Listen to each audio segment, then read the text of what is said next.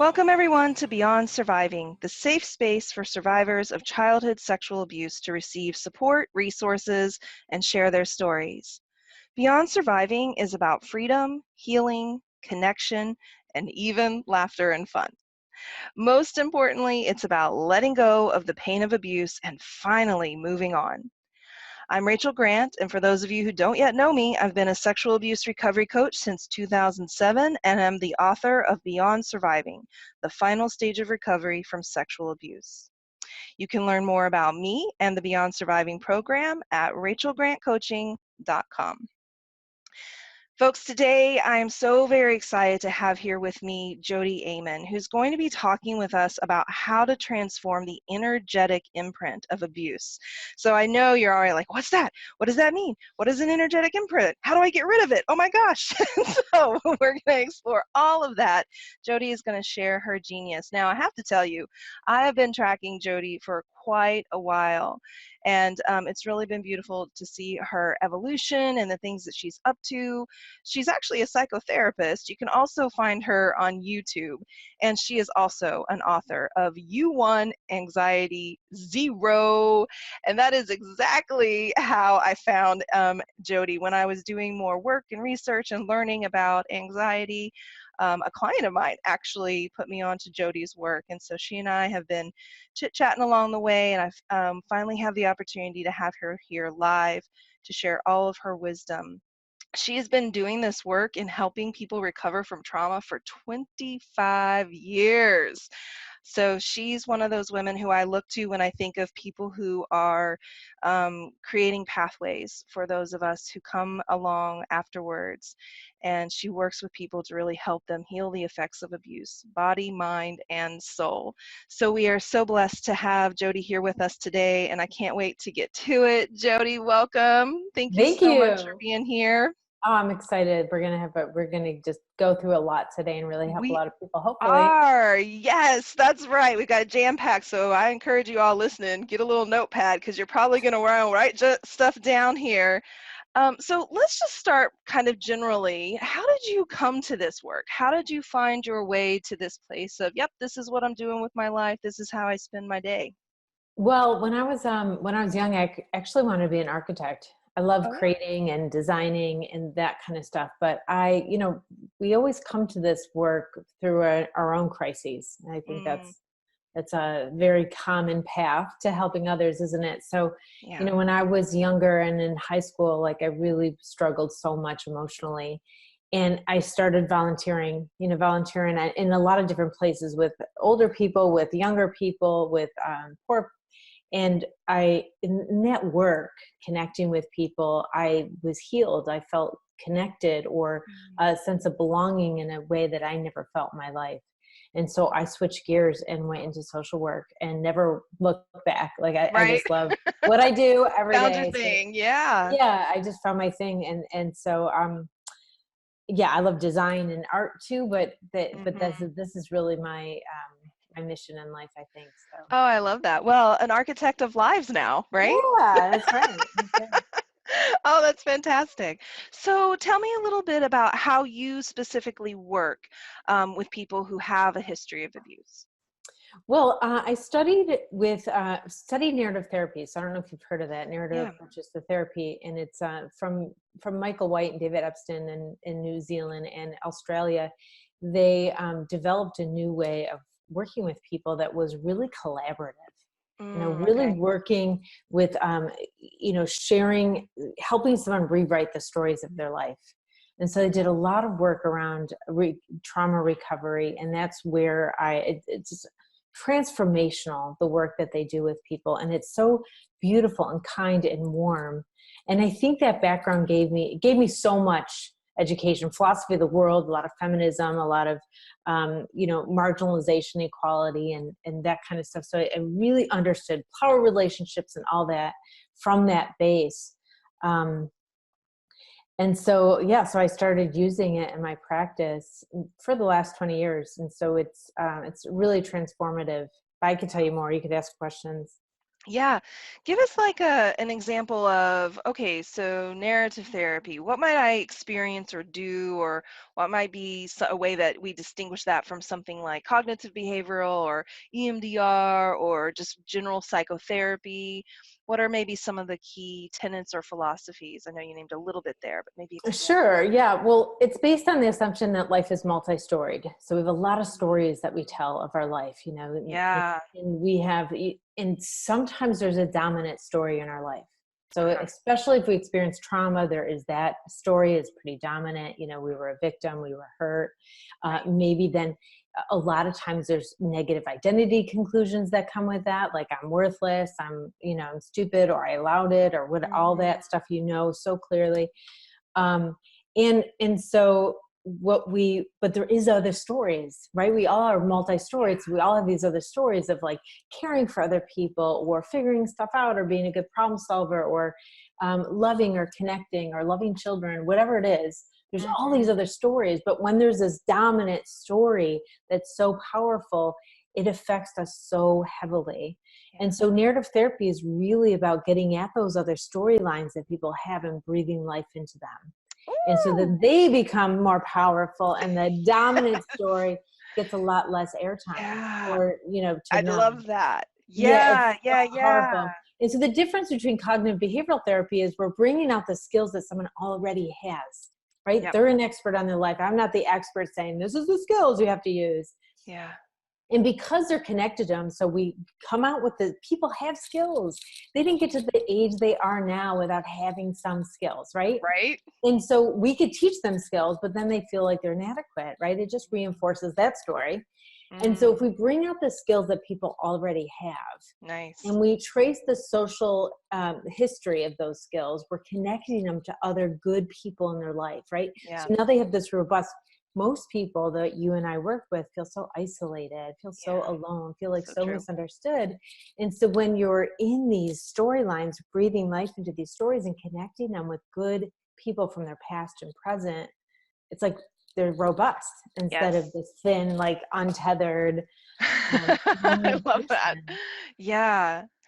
That really brings to mind a conversation I was recently having in my monthly support group. We were exploring the topic of growing up and this sense that we, in some ways, get a little stunted sometimes emotionally, mentally, like we kind of get locked into this kind of child place. Hmm. And a part of healing is coming into our adult self, right? And Yeah. accessing, I have skills, I have tools. And sometimes I need to learn a little thing here or there to tweak that or to turn the dial up on that. But what was interesting in that conversation is a lot of the people sharing were in that place of like, well, my childhood was lost, my childhood was stolen. And I, at the end of that conversation, said, all right, I'm going to say something that's maybe not going to be most popular, but I really want you all to go back and look at your childhoods again. Because while it is true that there is trauma and there's a lot of not nice things that have happened, there are good moments in the midst of your childhood. There are other stories, right? There are other Hmm. experiences that you've had that right now, because trauma is like in the spotlight, you can't even really see or connect to. But Exactly. It's a yeah, disconnection when trauma okay. happens. We Yeah, disconnect from, the person that we were before. yeah, yeah. What I do with people is I'm talking to them about these skills and these values that they have, and they always have started before the trauma. Even if the Mm, trauma is chronic and long term, like yeah. despite the trauma, they held on to these values that they have. Mm-hmm. And that is so because that's what happens is there's a disconnection with ourself Yeah. and realizing that you are the thread of the beauty of you has Yes. been there and didn't die with this thing Ooh, that that's happened is powerful. so, oh my God, it's you know so I'm, powerful. I'm picking up what you're putting down, Jody, because that is really so important. I think I know in my own journey, there was a place of like, well, who am I and how am I going to become this person? And that feeling of like, I've got to create an entire self. And when I really started to get that, actually, I just needed to get these things out of my way because my actual self was still there, like my values, my core, my strengths, all of that. And it was more a matter of removing the obstacles and the blocks that were preventing me from seeing that or expressing that. That was really a relief. Yes. And when we breathe life into those skills, that we have more access to them. Because Yes. when that dominant story is so huge, yes, we have skills because we're surviving, but we sometimes are in situations we don't have access to those skills because our inadequate story is so powerful. Mm-hmm. So when we have these conversations that bring those skills out, we breathe life into them, then when they're in another situation, they are right accessible, right? So the Yes. anxiety goes down, um, that feeling of inadequacy goes down, and performance goes way up, Mm-hmm. right? Yeah, Because they have feel these more skills empowered. they're totally more empowered. And it's not like I'm practicing skills that I was taught by an expert, Right. because, Right. because then you fail and then you feel even worse. And, Yeah. Yeah. So you own and integrate the skills that you have. Yeah, I love that. Talk with me a little bit about this phrase, energetic imprint. It can feel a little bit like, ooh, that sounds kind of scary, and like I have woo this thing woo. now, and Like, woo. yeah, So it's yes, like, tell me about on it. top of everything, I got something else. Well, I just use that as a phrase because, these things happen in the past, right? And so right now we can't change what happened, right? Right. That it happened. But right now, the only thing that's still affecting us is like the imprint of it. This is a descriptor. It's not, Yeah. if you think of it as I'm describing the imprint of it. So the consequences of trauma are from, the consequences. So it's not like, even I'm sometimes in flashbacks, it feels like it's happening again right now, but it's not. It's happened in the past, but now we have the consequences. So this is what we're living with, and this is what we are addressing is Systemico? yeah, it's the energetic imprint, like, because we can't change what happened, though. So then it's bringing up another idea too, is because when something happens to us, we question it so much because Yeah. our mind wants order, so if Mm-hmm. something happens that's chaotic, then Mm-hmm. we have to figure it out and we have to understand it. It's very, very important to humans to have some kind of order. So we want to understand it. But these things don't make sense. Mm-mm. That someone would hurt somebody. I mean, it just doesn't make sense. So we keep questioning because we don't have that satisfied answer. So one Yes. of the things with people, and it's in the back of my book too, if you are interested, Yes. this book is really, because I work so much with people who've experienced trauma, most of the examples in the book are people who've experienced trauma. So it's, Okay. um, so, you have to decide, you have to like make meaning out of it. So you could Right. stop the questioning. So That's you have right. to decide, like, it happened. It wasn't okay. It wasn't my fault. And then you decide that it doesn't have to define you anymore. It's a Mm. really powerful change because our mind will question for years. Yeah. Did it happen? Am I overreacting? Did I remember it right? Mm. It's like, it The why definitely question, happened. The boy, you why questions are stuck in it going forever. Yeah, you forever. And really it's a can't run away huge from that. distraction. First of all, there's a lot of suffering that happens with that Yes. questioning, but Yes. also it's a huge distraction from healing, from Agreed. finding and really like integrating that you want to be. Mm-hmm. Oh my gosh, thank you so much for naming that. And it is this, I resonate very, very much with everything that you're saying there. And I think it really shows up in the work that I do with my clients as well. This process of, look, the questioning, the way that you are framing and thinking about the story almost that you're telling yourself about this experience is almost more the problem than the actual experience at this point. And so we've got Exactly. to shift that narrative. We've got to shift that story. Exactly. And that's what you could do. You can't change that it happened, but you could rewrite the story about it. Correct. So Yeah. Jody, one of the things that I know that a lot of my clients are struggling with, and those of us who've experienced trauma, are the memories, right? The narratives that feel incomplete. Mhm. Those trauma memories where there are gaps, and we know because of the way that trauma impacts the brain, and if you've been listening to the Beyond Surviving podcast for a while, you've definitely heard me talk about this, that trauma memories are not coherent. Sometimes they're not chronological. There are gaps, there are missings, and that sense of like, I've got to remember every detail, I've got to remember it all before I can heal, is really one of those beliefs that we have to work with folks to overcome so they can move forward. When working with an incomplete narrative like that, how do you use this particular modality to help with that? Well, that's again the person wanting to understand, right? They need that. Yes. They feel like they need that to create some kind of order to their Yes. experience so that they could, because they're like, I have to understand it. It's a way to get in control of it. Mm-hmm. But we could heal those half and partial memories. You know, this is a skill that we have as humans, to not remember some things that are so painful and so hurtful that it's too hard to remember. And sometimes, that people don't have memories for a long time, like block the memories for a really long time, and they might come up later in their life. Um, but it's a skill that people have to try to survive these horrible circumstances. And so when they think of them as a skill, because they think that there's something wrong with them and inadequate because they don't remember, but it's like, who wants to remember that stuff? And with narrative therapy, you can heal even if you don't remember everything. And in fact, sometimes forcing yourself to remember stuff and conjuring that stuff up is actually Bad re-traumatizing. news. Bad news, folks. Necessarily. Let's repeat that, Jody. Yeah, it's not something that is Oh my helpful. gosh, To right. try to make yourself Right. remember and try to conjure up stuff. We think like we're only as sick as our secrets, and we think that we have to get it Ooh. out. And sometimes we do, but we have to prepare ourselves to be able to talk about trauma. Mhm, And sometimes mhm. people talk about trauma, and I'm sorry, there's people like me who encourage this because they don't know better. Therapists who say, get it out, talk about it. And it can be Mhm. very re-traumatizing. A person has to be Yeah, prepared that's right. before they do that. And healing can happen even if they don't go really deep into their trauma. Oh, yes. And what I do is it's like a multi-storied listening. So I'm listening to sometimes they're just referring to some things around the trauma, but I'm always listening to other storylines because they have this half memory, what I call half memory. They remember the victim part, what happened. Even if they have a memory of the trauma, they remember just what happened to them, that victim part. Mhm. And that always leaves them feeling completely powerless, helpless, worthless.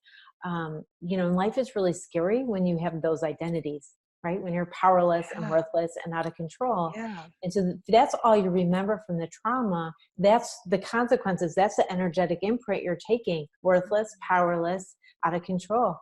And so what I do is I'm asking, well, what did you do? So they are, only if they're able to speak about the trauma, I'm asking about their responses to the trauma. Mhm, Like, how did they mhm, keep themselves safe? When did they mhm. stop it? When did they tell? When did they, whatever they did, they helped a younger brother or sister. That happens all the time, right? You're Yeah. protecting somebody else. All these things that kids do, amazing things to survive or make it, um, a little bit better, work hard in school, whatever, to get out of there. Anything that they're doing, Yeah. is their response. That's not in part of the trauma memory, but we make it part of the trauma memory. And then we talk about what those skills are and what they means that they value. So they had some value in themselves. They had some value in their siblings. They had some value in somebody noticing that they're okay. So they went to a neighbor's house, whatever it was. Um, Love that so People do much. some powerful stuff that just is so incredibly moving, but it's Yes. forgotten. It's not really forgotten, but it's forgotten. It's not that thing that been replaying in their mind for Mhm, 20 years since mhm, the trauma. mhm. And when you bring that up, it gives them a whole memory of the trauma.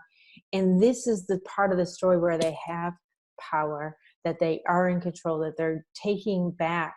Yeah. When every oppression in the whole world, there's some kind of protest. And so I want to know what their protest was, because that's going to Ooh, be really fun. girl. Yeah. Yes. Oh my gosh. Man, I hope y'all are listening to this lady. Do not miss. That was like freedom, healing, power, everything in a like 2 second collapsed, abbreviated explanation of this. I get it because there are so many layers. But this is super, super important what we're talking about here because narrative, I love this idea of thinking almost about the narrative from the different angles of the experience. So you can view the experience through the lens of what was being done to me. You can also view the experience through the lens of what was I doing to take care of myself? What was Mhm. I doing to protest? What was I doing to react, to respond? And I loved the various examples that you gave because it's not just the in the moment. did you, fight back, or did you this, or did you that? It's the everything that came after that, right?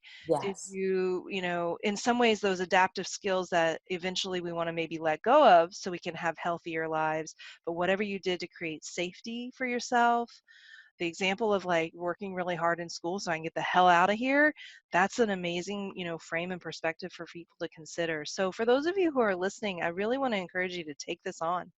If you have this experience in this place that you go to, and the way that you keep thinking about it is all the things that were done to me, try to turn the lens, try to shift the frame and come at it and get curious about who you were in that experience, the kinds of choices that you made. Exactly. I mean, it's unbelievable miracle that you survived. Yeah, Unbelievable miracle. You had to yeah, do something. That's yeah. not luck. You did something to make yourself survive. What were those things? I get so Mhm, curious because it's mhm. absolutely inspiring. You know, Yeah. if you work with trauma for a really long time, people think, how do you do that? How do you listen to that all day long? Oh my God, I Mhm. am so moved by Yes. people's resilience and people's love for each other, and what people do in the face of such awfulness, that it makes me a better person. Yeah. Agreed. Yeah. Yeah, I feel that. I feel that. I can identify with that. So my survivor brain goes to the what if questions that might be coming up for our listeners. Mm. Because one of the things that we know about those who experience trauma is they're very quick to go into comparison, or they can be very quick to go into shame.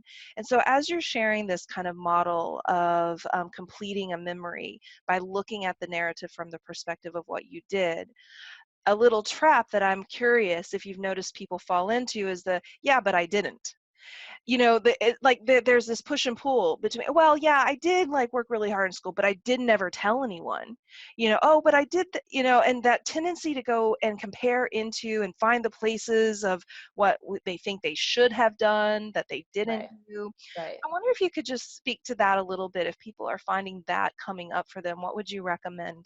Yeah, mostly, mostly I'm working with the person, so I'm right there, and so I know how Mhm. to find it, Yeah. because I've been doing it for 20 years. I know how to very quickly ask a question, and like within a few minutes find this unbelievable protest, and they're surprised too, Right. because it comes out and it's there in there. They remember. So if you're having trouble, I just still work with people. I just want to put that out there. I still work with people from all over the world on video. So if you're like, I need some help with this, call Mhm. me. But I think that there's such a variety of what people do, and unfortunately, you've mentioned this like slightly, but unfortunately, some skills that they are just unbelievable skills that they use to survive later on in life, they think of them as maladaptive, Yeah. because they were trying to go under the radar. Like, say Mhm. that was a skill that you used to try to not get the attention of the abuser, Right. you try to stay under the radar. And so later on in life, that's not maybe so helpful in some situations because you're passing up opportunities if Right. you tried to go get them. And so all we think about is the negative part of that. But we really want to honor, if we have a skill that was great and helped us survive in the past, and later on in life it's not helpful, we really want to like honor it and thank it so much for the service, and then it's much easier to let go. If Yeah. you're beating yourself up and judging yourself about it, it attaches you and it's hard to let go. It's like the Mm. Marie Kongo, she kind Oh, of yes. she like, so you Signing say up. goodbye to your clothes when you go, thank you so much. Thank You- you. Bing. He always does the bing. yeah, thank you. I mean, that is, If that that memory is not making you ping, let it go. yeah, it's like you have the skill, but like thank the skill. Like it's Yes. amazing. I And love that's a much powerful and power, because when you think of the skill that's like maladaptive, it just that. adds Mhm. to that negative identity that you have Yeah. of yourself. Yeah. But when you think of it as like so powerfully helped you survive, but Yeah. now you don't need it anymore, so it could retire. Yeah. It's a different way. It's just a reframing of Absolutely. that helps people. But there's such a variety, and you have to understand, if you're listening, you're like, didn't do anything. If you are, whatever age you are, if you're 20, if you're 30, if you're 40, if you're 50, you survived Yeah. You awful did things, something. lots of things, lots of Mhm. difficult days. And so there's no way you didn't do anything. You wouldn't Yeah. be here. And so you have amazing, amazing skills. They are in there. Mm. Keep And looking. in every oppression around the world, anywhere, there's always protest, always. Yeah. Always. Yeah. When I work with people who've experienced domestic violence, that would be very dangerous to protest, but they figured out some ways to do it that wasn't as dangerous or whatever, because Yeah. you have to, we're humans who have agency, and we want to exercise that. The drive is so powerful for us.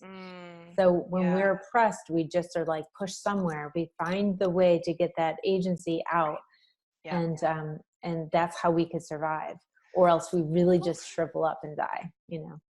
Yes. Yeah. What I would add to what you've just shared there is the tendency to highlight the what I didn't do. So the phrasing is often like, well, I did, make it through school and work really hard in school, but I didn't tell anyone. Just by reversing those, you reverse the experience and frame of the moment of the time. Mm.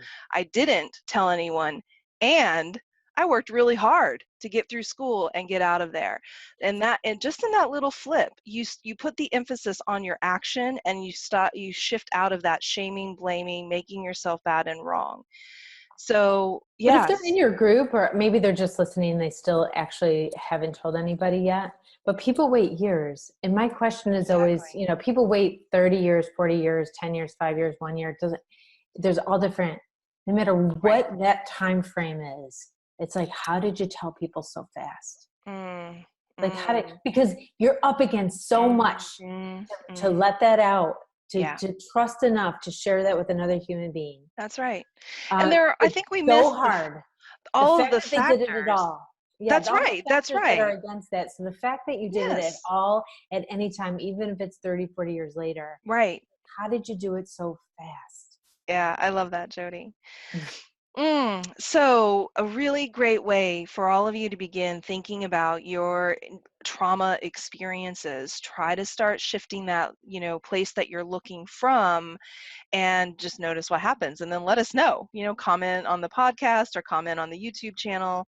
And one thing I want to make sure that we get to before we're done for the day is thinking about healing. This conversation that we're starting to have more and more, in this arena, is the mind body, combination.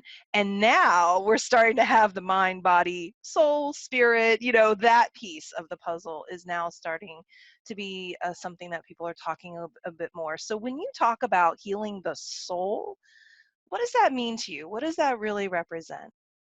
Well, this is still like in relative reality, but there's a lot of theories that believe that when we're experiencing a trauma, part of our soul goes off, right? So we lose part of our soul because it's the way it protects itself from experience that trauma. And so a lot of, and I think this comes from a lot of indigenous practice, like medicine practices. Okay. And so that's where I've learned it from. But the, so if that part of the soul leaves, then you could do a soul retrieval and get part of the soul back. So you could look that up if you wanted to. Soul retrieval, that's the term. But then you could get that part of your soul back. But the idea is that when you're missing part of your soul or parts of your soul, then you don't feel whole, and there's an element of that that's keeping you from embracing your healing 100%. And Yeah. so, but this is still kind of a metaphor. This is not like literal, Okay. I'm with you. because it depends on what your Beliefs spirituality and all is. Like, that stuff. Yeah, your sure. soul is absolutely healed and whole, and and perfect, and we go through this story stuff in our lives, in our relative reality, right? So there's Yeah. my spirituality is like an absolute reality, like we're all one. That's what I believe, but that you don't Beautiful. have to. And then but then we're all these separate beings kind of having these experiences, trying to learn and figure out and evolve spiritually. And so this is still part of relative reality in my mind, that Got part of it. our soul gets lost. But I do these soul retrievals with people that experience trauma, and we don't re-traumatize them, but we kind of, sometimes there's like that niggling memory. You probably worked with people that have Mm-hmm. this one memory that they just can't, they just keep going over and over to this, or they're having flashbacks or dreams about, or it's like niggling and they can't, they're trying to figure it out, whatever. So we go into like a guided meditation, and we see it on a screen, and before the trauma happens. So we don't relive it, but before Got the it. trauma happens, we take the older person, takes the younger person like out of the scenario before the trauma, like that part of their soul. Ooh. And we take it out, and we do a lot of counseling in the guided meditation. Still, we do a lot of in the sacred place. We do a lot of counseling with that part of your soul and integrate it back into your body. I go and take care of the abuser. We try to shut down. It clamps down the energetic imprint of the, at least that. And sometimes there's those niggling memories, and it's a common thing. Like say it's like something happened in a bathtub. Mhm. Sometimes you could do one memory, but it heals a lot of the similar kind, Sure. you know. Yeah, Sometimes that it's makes just sense. that memory. It depends on the person. And so they have huge differences. Like I know people who have a pain, and that pain goes away, you know, pain that they've always had forever, or they've had, you know, they couldn't eat cooked tomatoes, because they were having that night that this happened, you know, that kind of thing. Association. Yeah. Those clear, those consequences of the trauma come clear, because we've cleared the energetic imprint. We've taken that part of the soul before the trauma happened Woo! It out of gets me it. so excited. Yeah, I'm like so it's in stoked about this. Yeah. yeah. And so you take that person out, and so it's not re-traumatizing. Of course, that Yeah. person's upset, and you know, that little soul part of your younger soul needs to know that you're older and safe now, and everything's Mhm. okay, and Mhm. you know, that kind of stuff. And If then, the you know, you people were integrate them into interested your in doing body. that specific work, oh, I'm sorry, Jody. Yeah, no, it's fine. If people are interested in that specific work, doing that soul retrieval work with you, is that something that you do, individually? Like you will just do that work with them, or is that a Yes. part of a whole? Yeah. Yes, I could do that, but I'd like to meet people first. Like I wouldn't do that the first session. I want to get to know Right. you and your story a little bit and what's Okay. the issue. But yeah, so people have heard me talk about that on some podcasts, and then just called to work with me around that. And maybe we Okay. just meet like 3 times. But um and they do that with, so they have another counselor or something Mhm. that they're working with. So they want it, but they Do just want this as this a little piece. Yeah. adjunct to the Yeah. work that they're doing. Right. Yeah, that's beautiful. I'm putting it on my books as, okay, when I have clients who are stuck on this thing, Jody. That's great. It's great because you know what, I've been doing this for 12 years, so about a decade and so behind you. But what I'm starting to notice is that um, I think the way that I work really clicks with people and obviously has an effect. And sometimes there are certain pieces of the puzzle of healing that we just have to come at it from a different direction. And Yes. that's why I love having such a powerful community of healers that I get to introduce via the podcast and YouTube, and also just have in my network. Because there might be that one thing that, okay, I've tried all of my tricks, right? All of my approaches for dealing with that. Still stuck? All right, let's bring in Jody and see what she might be able to do around that. So the bigger picture of why I'm even saying that for those of you who are listening is to understand that if you're working on something in your healing journey and you're making really great progress and you feel like it's shifting in the way that you're working with it, it's happening, great, keep going. But if you hit a roadblock, don't surrender to this idea of like, oh, well, I'm just too broken for that. You're like, I can't figure that part out, I'm stuck. It might be you just need a different approach. You need to Absolutely. come There's at it just from a different angle. so many different ways to heal. Yeah, It's that's right. never, there's never no hope, because there's so many different things you could do. Yeah, 100%. Yeah. And after 25 years, I just learned all the different things I All of possibly the can, things. because every person that comes in my office is totally different, right? Yes. They Yeah. need something different. And so, Yeah. they sit there, and I kind of, okay, what I'm listening, I'm curious. And then it's like clear, like, okay, Mhm. this one goes Here's the right. This path. one needs to go left. This one needs to do Mhm. this. This one, you know. Mhm. Yeah. My gosh. So when you think of the thing that you most love to say or want to communicate to people who are in this journey of healing from trauma, any particular words come to mind? Yeah. I love to tell people, like, we're not going to leave you like this. Yeah. We're not going to leave you like this. Like, Mhm. this is not, it's not a way to live. You know it. That's why you're Mhm. here. And there's a lot of things that we can do. So we're going to try the easiest ones first, and then we'll I have thousands. So we'll just Mhm. try the easiest ones, and then we'll try something else, and we'll try something else, and they won't be hard, but Yeah. I don't like to make people worse before they're better. That's not what I'm about. Right. Yeah, I'm not that Oh kind man, of that could be a whole other podcast, right? Of people don't. Yeah, healing people. helpers who actually are re-traumatizing their clients. Yeah, that's bad news. Mm, Well, I with good intentions, but yeah. Yeah, it's just, but it is a very real thing that happens, yeah. and because people sit down and they're asked to, well, tell me your entire history of trauma in like session number one, and we don't have any self-regulation tools, we don't have any, Right, they're you know, outside the window of tolerance, and they're like right. freaking out. They go home. Yeah, I mean Yeah, and then they they're come just like that. left in that space, which is just such a bummer. So, something that you and I are actively working against all of the time and being mindful of, because it really is, I think, one of the things that pisses me off the most about this particular, kind of process is when I hear stories of people who have actually ended up more traumatized.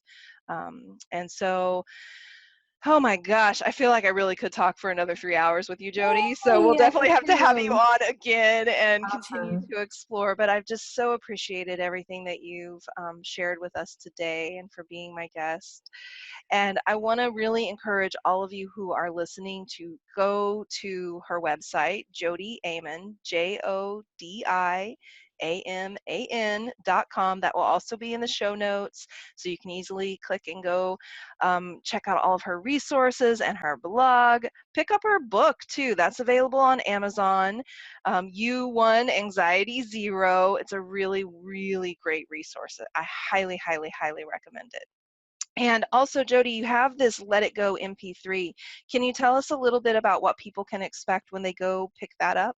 Yeah, so if you follow my blog, I give a free audio, and it's how to let something go, because everyone tells us to let go, but we really don't understand the steps, like the Yeah. practical steps. And so it's a half-hour audio with me just explaining the actual process to letting go, the Okay. 3 steps. And they're practical, they're easy, but it's like, aha, finally. Because you beat That's yourself really up good. so much when Yeah. everyone's saying let go of this, and you're like, can't, you don't know why. Mhm. Well, this is why we're told to let go, and not how. Yeah. So this is my gift to you.